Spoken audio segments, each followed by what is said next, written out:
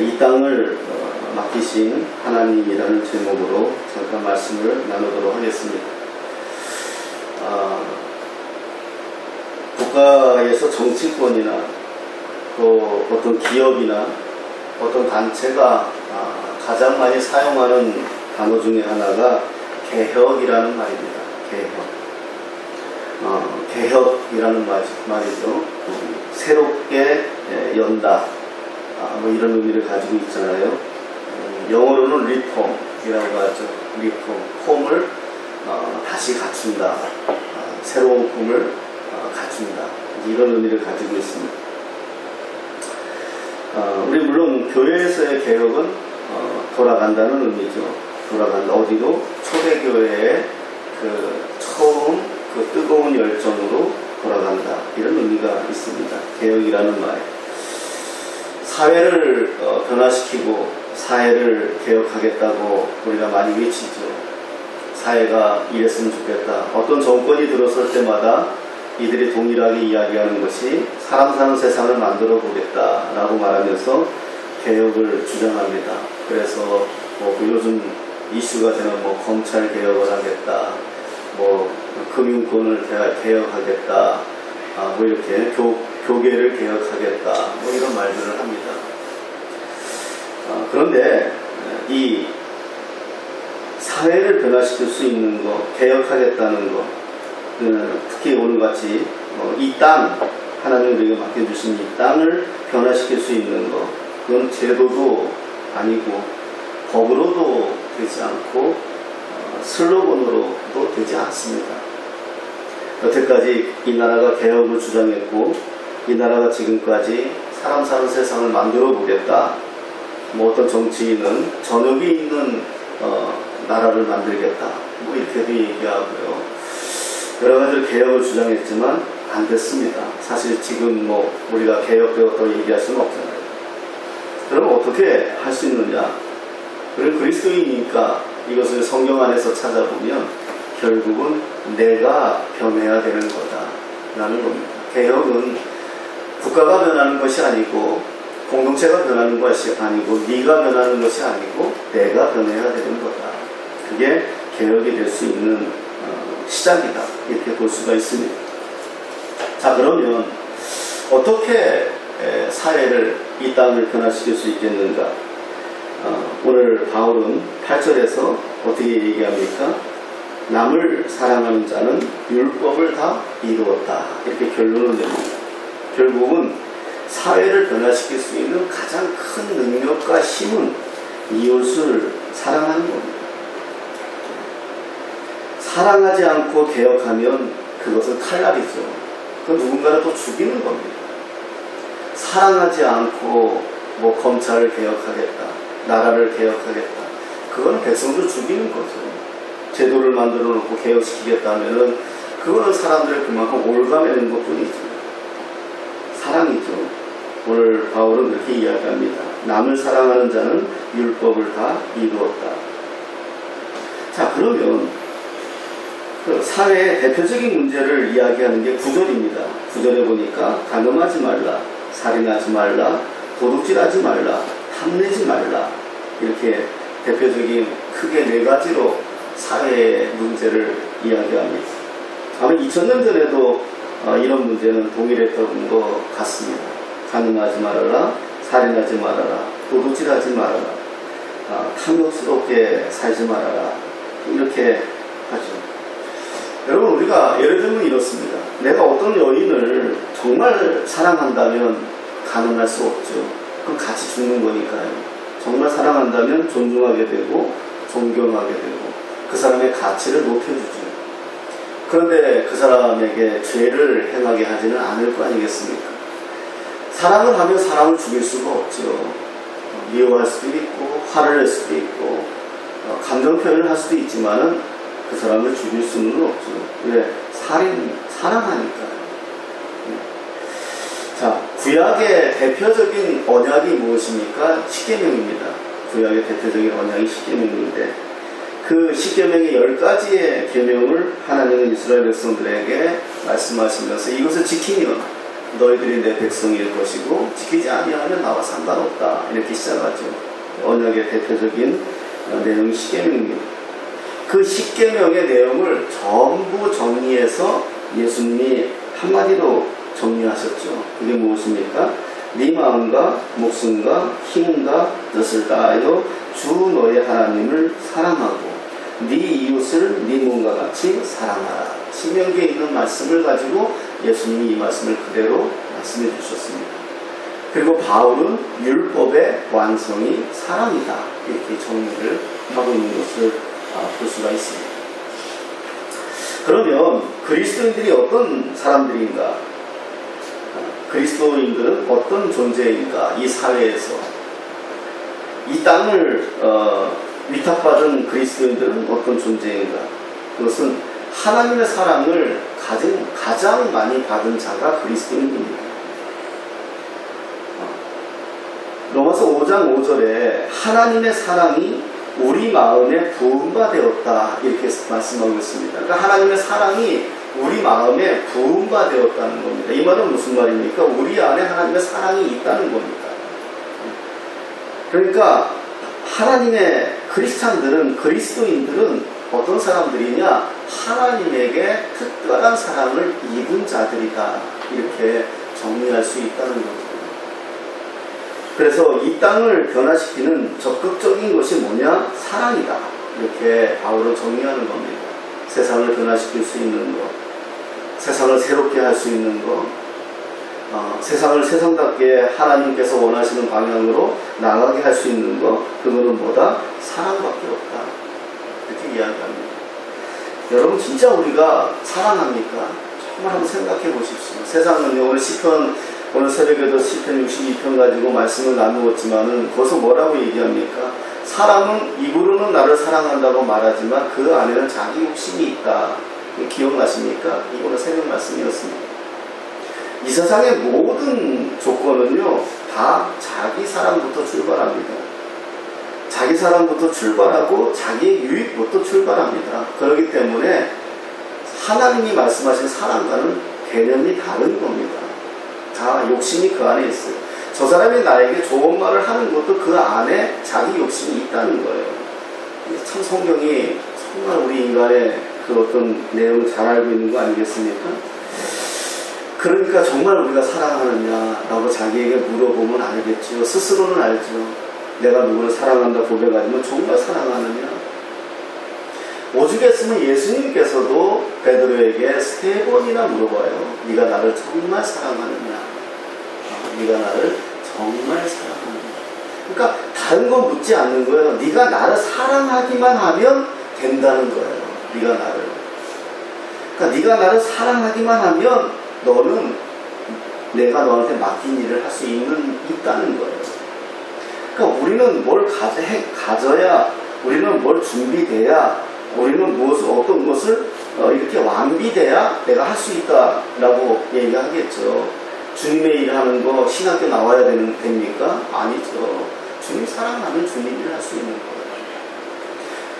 예를 들면 목사라는 이 사역이 그래요. 목사가 나를 지켜주는 거 아니고요. 목사가 나를 증명하는 거 아니에요.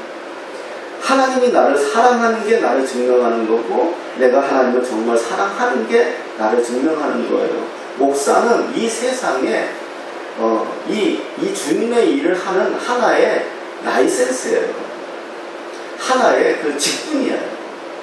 그 권위일 뿐이지 그것이 주의 일을 하는 것을 지켜주지 않아요. 그러니까 목사들이 TV도 한 번씩 그렇게 나오고 사회면에 나오고 하는 이유가 무엇이겠습니까? 목사가 지켜주는 게 아니라 그 사람이 정말 하나님을 사랑하느냐, 그것이 중요하다는 거예요. 자, 그런 의미에서 이제 사랑 이야기를 하면서 그러면 이 땅을 변화시킬 수 있는 적극적인 것이 사랑이라면 소극적인 것은 뭐냐? 이게 이제 13장 11절 나오는 말씀입니다. 13장 11절인데요. 우리 같이 한번 읽어보겠습니다. 시작. 또한 너희가 이 시기를 알거니와 자라가 될 때가 벌써 되었으니 이는 이제 우리의 구원이 처음 믿을 때보다 가까웠음이니라. 아멘. 이 말씀이요, 참 생각을 우리가 좀 해야 돼요. 뭐냐면, 보세요.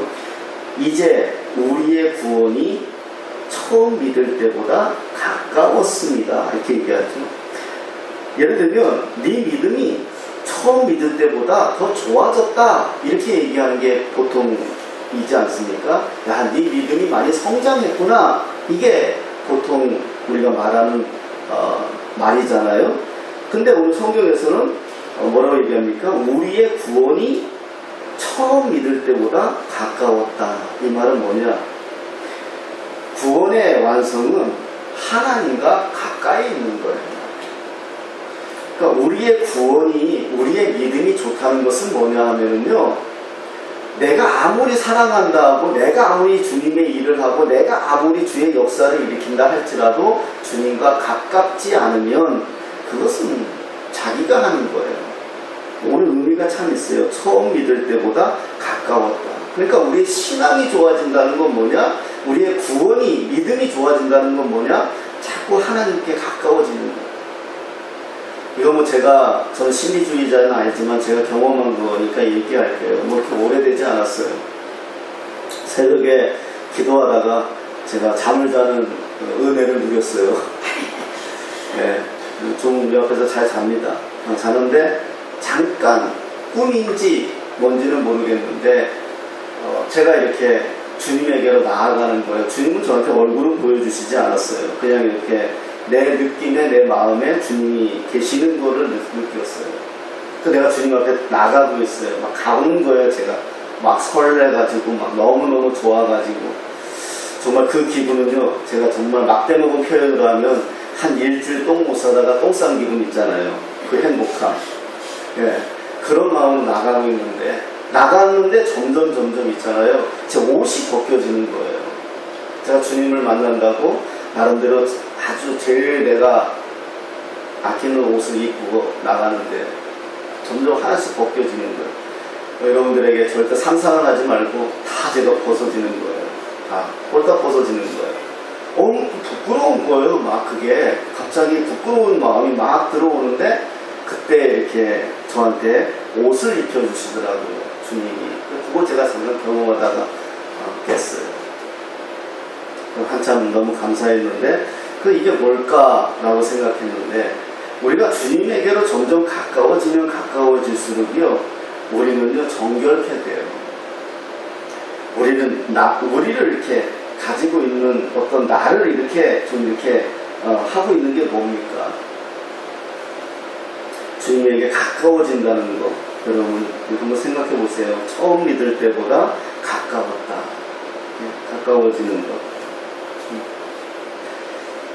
그래서 가장 이 사회를, 땅을 변화시킬 수 있는 가장 큰 힘은 자기 구원 완성이다. 저는 이렇게 표현하는 겁니다. 자기 구원의 완성은 뭐냐? 주님과 가까이 있는 사람이에요. 주님이 가까이 있는데 우리가 살인할 수 있나요? 도둑질할 수 있나요? 할 수 없다는 거예요.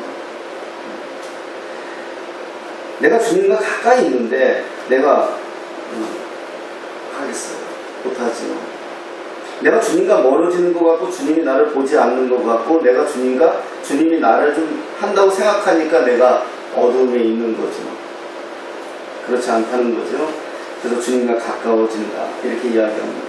자, 13장 11절에 이런 말씀을 우리가 읽었잖아요. 읽었고 12절에 이런 말씀이 있어요. 밤은 깊고 낮이 가까웠으니 그러므로 우리가 어둠의 일을 벗고 빛의 갑옷을 입자. 이렇게 말씀합니다. 그런데 11절에 때라는 말이 두 번 나와요.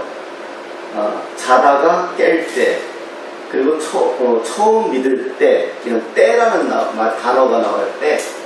그러니까 이 때라는 것은 시간을 의미하잖아요.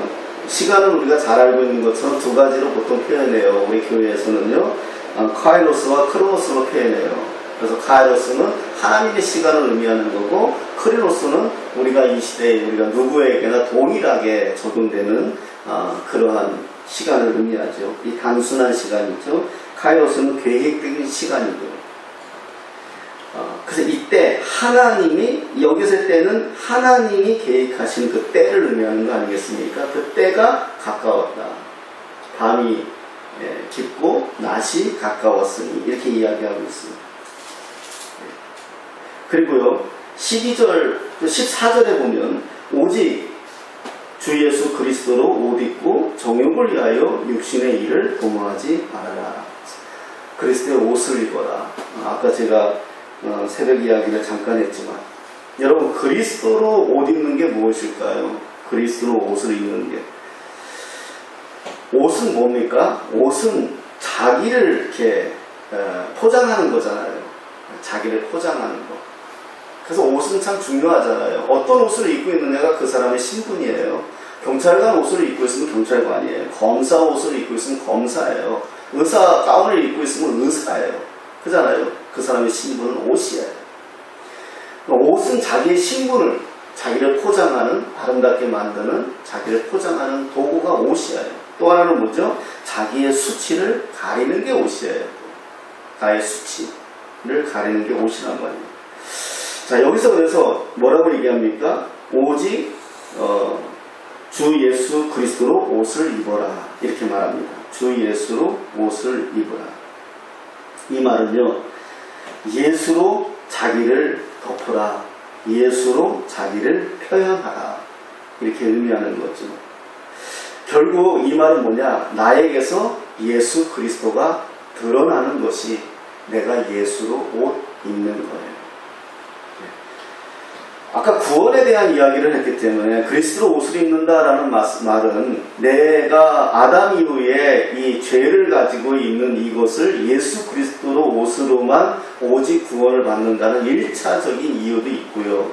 오늘 바울이 로마서 13장에서 이야기하는 그리스도로 옷을 입자는 것은 그리스도의 은혜와 그리스도의 영광이 너를 통해서 세상에 나타나기를 원한다. 이런 의미를 가지고 말씀하고 있는 것을 볼 수가 있습니다. 여러분, 말씀을 정리하면 이렇습니다. 이 땅을 변화시킬 수 있는 능력은 무엇이냐? 하나님 사랑하는 거다. 자기의 구원을 완성하는 거다. 여러분, 개혁은 다른, 우리가 그래요. 쟤만 변하면 괜찮을 것 같아요. 쟤만 잘하면 될 것 같아요. 온 국민이 그러잖아요. 대통령만 잘하면 될 것 같아요. 그럴까요? 국회의원들 우리 욕 많이 하죠. 국회의원들만 좀 변하면 나라가 바뀔 것 같죠. 그럴까요? 아니에요. 국회의원들은 국민의 대표이기 때문에 그들의 수준이 우리 수준이에요. 대통령도 국민의 대표이기 때문에 대통령의 수준이 우리 수준이에요. 그럼 뭐다? 우리 수준을 높여야 되는 거예요.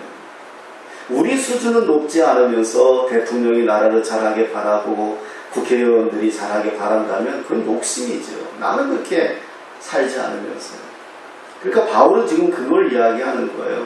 세상을, 이 세상, 지금 로마서에서 얘기는 로마잖아요. 로마의 전체 주제는 뭐냐면요, 로마가 무너지잖아요. 나중에 로마가 무너질 나라가 아니었잖아요. 물론 우리가 세상의 역사에서 배우는 것은 그들이 그 게르만족들과 이런 이방족들에 의해서 로마가 무너지지만, 그러나 진짜 로마가 무너지는 이유는 뭐다? 힘이 없어서가 아니었어요. 타락해서만은 아니었어요. 뭐죠? 그 안에서 있는 그리스도인들 때문이었어요. 그래서 로마서에서 얘기하는 전체는 뭐냐 하면 로마서잖아요. 로마에 있는 하나님의 백성들에게 서신을 쓴 거잖아요. 로마에 있는 하나님의 백성들에 의해서 로마가 무너진 거예요. 그러니까 복음으로 무너뜨렸다는 거예요. 그리고 새 시대를 열겠다는 거예요. 이게 로마서의 의미거든요. 그러면 그 새롭게 로마를 변화시킬 수 있는 힘은 뭐냐? 너희들이 하나님을 사랑하고 이웃을 사랑하는 거다. 그리고 너희들에게 맡긴 구원을 완성해내는 거다. 이게 이제 바울이 주문하고 있고 이야기하고 있는 것입니다. 이 땅에 살면서 이것을 우리 이 시대에 우리에게 적용해도 마찬가지입니다. 여러분, 우리가 변화하지 않으면서 나라가 변할까요? 아닙니다.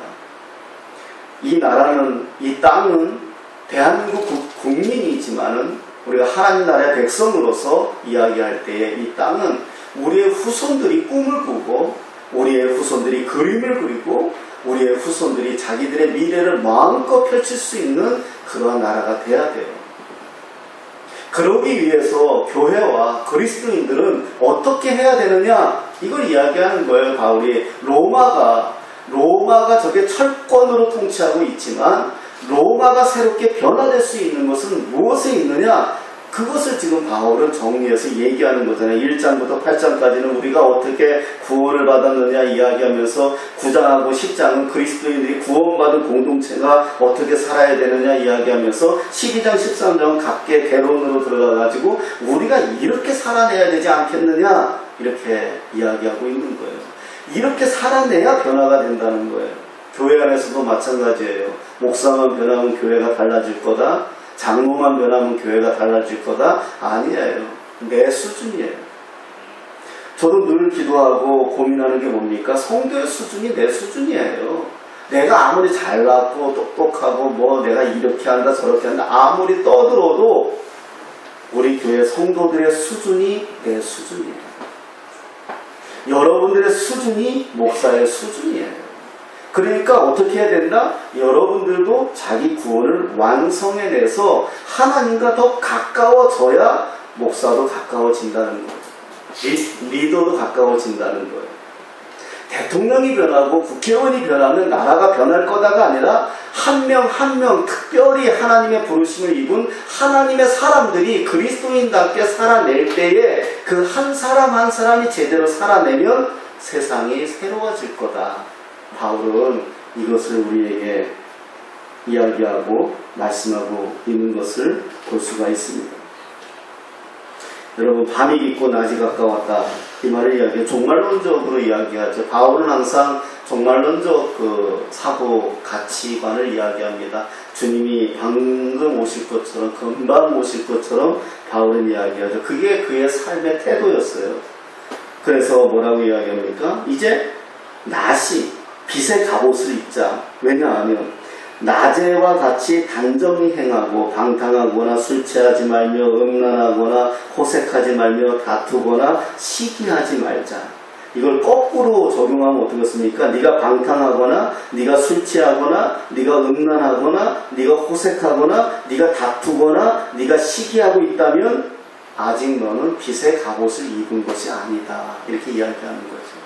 그렇기 때문에 어떻게 해야 되느냐? 오직 주 예수 그리스도로 옷을 입어야 된다.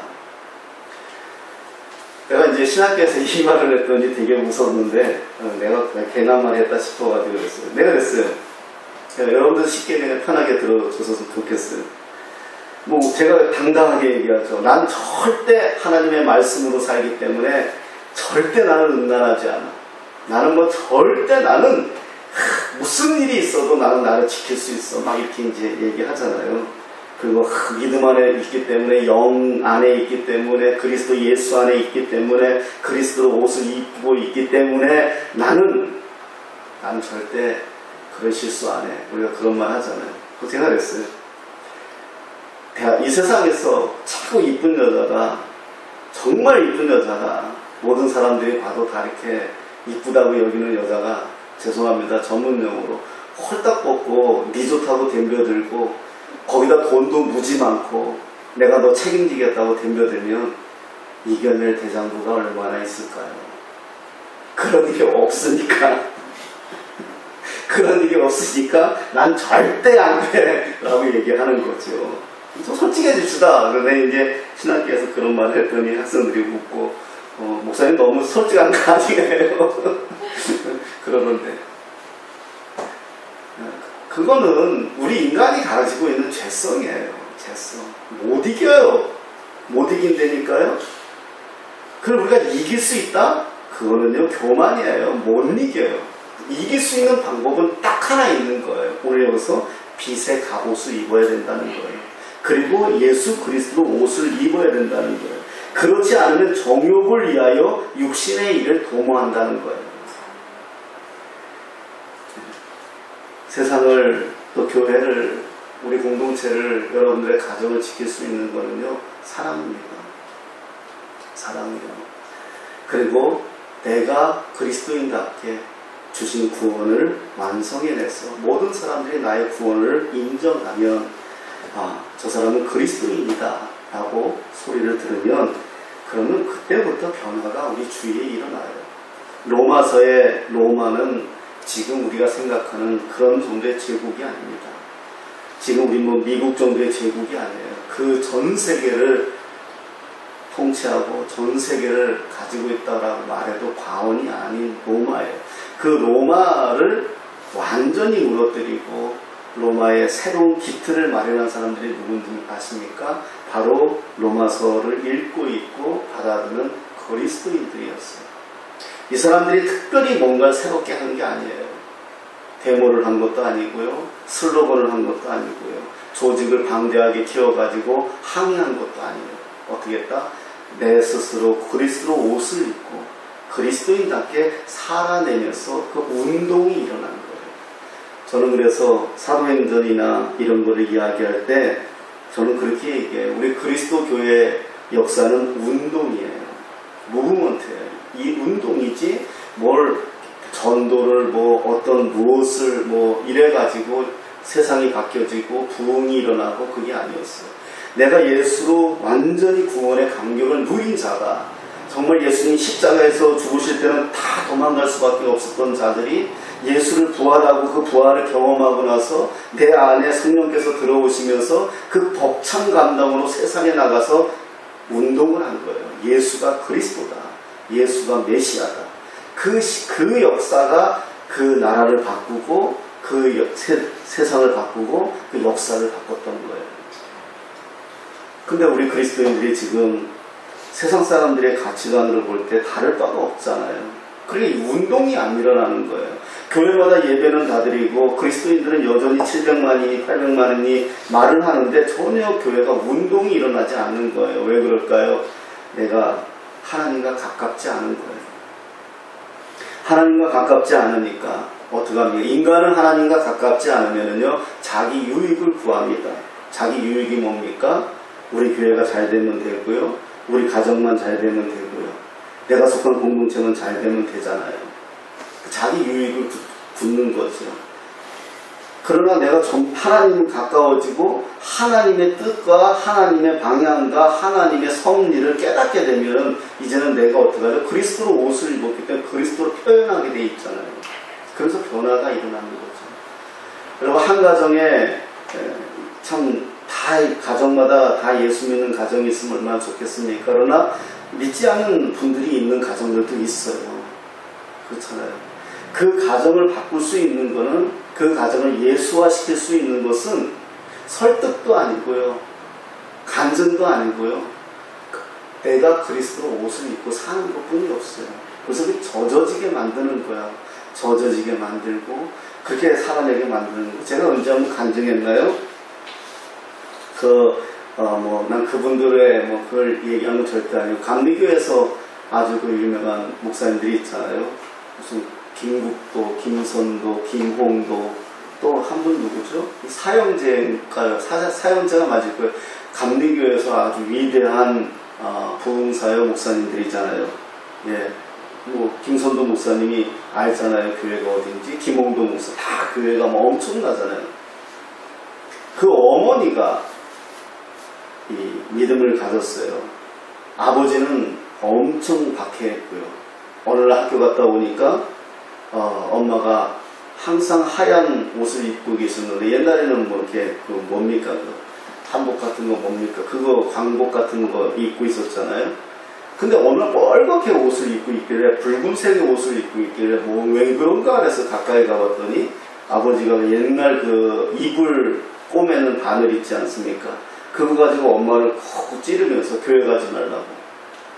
가만히 앉아 계시는 자기 엄마를 그 바늘 갖다가 톡 찌르면서 너 교회 갈 거야, 죽을 거야. 아버지가 그렇게 박해를 했대요. 근데 생각해 보세요. 얼마나 아파요, 그게. 우리 요만한 상처가 나도 진짜 진통제 먹고 별 그러면서. 근데 그걸 다 받으면서도 그냥 묵묵히 참고 계시더래요. 어느 날 또 오니까 온 동네 사람들이 자기 집 앞에 다 모여 있더래요. 가봤더니 아버지가 양잿물 있잖아요. 청산가리 그거 물 탄 거 하고 낫 들고 한 손에는 너 이거 먹고 죽던지 교회 가지 말던지. 근데 그 어머니가 그거를 받아 마시더래요. 근데 아무 문제 없는 거 이상한 거예요. 그러니까 아버지가 이게 뭐지? 그래가지고 자기가 먹었는데 자기는 기절했어요. 이 간증한 내용을 제가 들었어요. 그래서 그 가정이 결국은 그렇게 참아내고 이겨내고, 그래서 남편도 예수 믿고 그 아들 사형제가 대한민국 감리교회 위대한 그들이 지금은 이런저런 얘기하고 싶진 않지만 어찌되었던 위대한 하나님의 일들을 감당해내는 걸 보아요. 한 사람이 그리스도로 옷을 입었을 때, 한 사람이 믿음으로 정조를 지킬 때, 한 사람이 믿음으로 감당하며 자기 구원을 완성할 때 결국은 그 가정도 바뀌는 거예요. 그 나라도 바뀌는 거고요. 바울은 그걸 우리에게 얘기하는 것입니다. 이 땅을 변화시킬 수 있는 능력은 뭐다? 첫째는 사랑이다. 하나님을 사랑하고 이웃을 사랑하는 거다. 이것이 율법의 완성이다. 그리고 이것의 적극적인 사랑이라면 소극적인 것은 자기의 구원을 완성해내서 그리스도의 옷을 입고 그리스도인답게 살아내는 거다. 이렇게 말씀하고 있는 것을 볼 수가 있습니다. 여러분, 하나님과 좀 더 우리가 가까워지고요. 정말 우리가 하나님과 좀 더 가까워지고 하나님의 생각이 내 생각이 되고 하나님의 시선이 내 시선이 되고 하나님의 마음이 내 마음이 되어질 때 우리가 좀 더 이 땅에서 하나님의 자녀답게 살아내지 않을까. 그리스도로 옷을 입지 않으면 내 정욕대로 살 수밖에 없고 내 욕심대로 살 수밖에 없는 것이 우리 인간이다. 그리스도로 옷을 완전히 입었을 때, 세마포를 내가 완전히 입었을 때, 그러면 나를 주장하고 나를 끌고 가는 것은 내 본성이 아니라 내 본질이 아니라 그리스도라는 것. 그래서 그 그리스도로 내가 끌고 감을 당할 때, 그리스도 옷을 입었을 때, 그럴 때 뭡니까? 정욕을 위하여 육신의 일을 도모하지 않는 인생이 된다라고 정리하고 있습니다. 믿음으로 삽시다. 하나님과 점점 더 가까워지시는 또 저와 여러분 되시기를 예수님의 이름으로 축복합니다.